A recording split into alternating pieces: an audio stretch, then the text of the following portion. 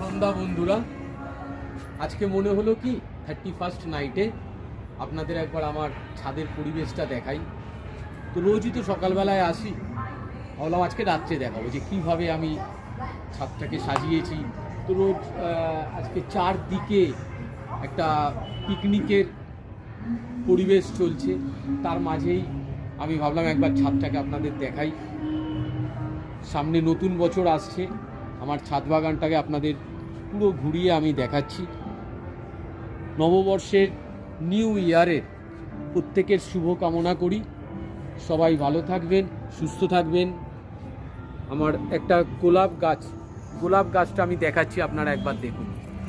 এইটা একটা ছোট গোলাপ ফুল হয়েছে, দেখুন ছোট গোলাপ গাছ দেখুন। সবাইকে হ্যাপি নিউ ইয়ার।